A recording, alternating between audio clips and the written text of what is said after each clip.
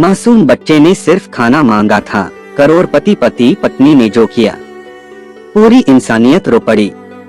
उत्तर प्रदेश के लखनऊ शहर की एक समृद्ध कॉलोनी में अरुण भाई और उनकी पत्नी कविता रहते थे।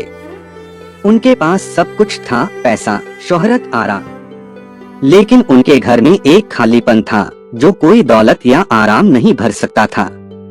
6 महीने पहले उनके इकलौते बेटे रोहन की बीमारी से मौत हो गई थी।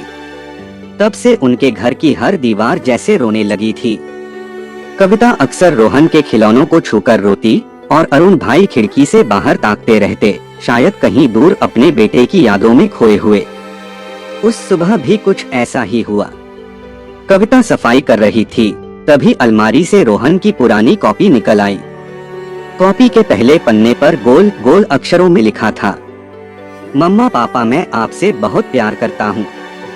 ये शब्द दोनों को भीतर तक हिला गए। ड्राइंग रूम में बैठकर वे एक दूसरे के गले लगकर रोने लगे।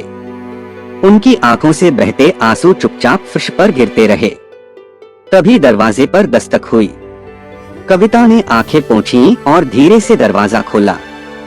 दरवाजा खोला तो सामने एक छोटा सा बच्चा खड़ा था।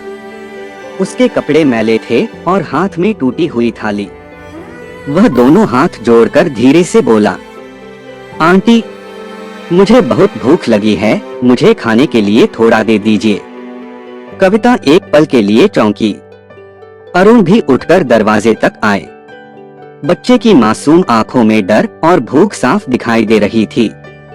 कविता तुरंत रसोई में गई और प्लेट में खाना परोसकर ले आई।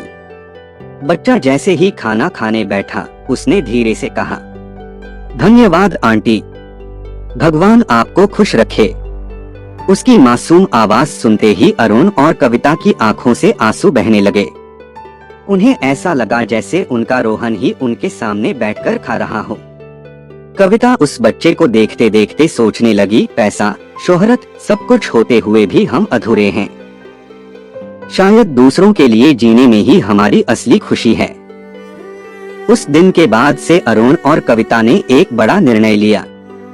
उन्होंने अपने घर के दरवाजे जरूरतमंद बच्चों के लिए खोल दिए।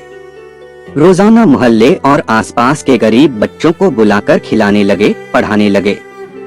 धीरे धीरे उनका घर फिर से हंसी और चहल पहल से भर गया।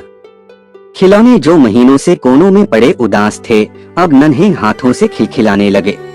अरुण और कविता ने महसूस किया कि रोहन तो वापस नहीं आएगा, लेकिन उन मासूम बच्चों के चेहरे पर मुस्कान लाकर वे उसकी आत्मा को सच्ची शांति दे सकते हैं। सीख, जीवन का असली सुख सिर्फ पैसा और शोहरत कमाने में नहीं, बल्कि दूसरों के आंसू पोंछने और उनके जीवन में खुशी बांटने में है।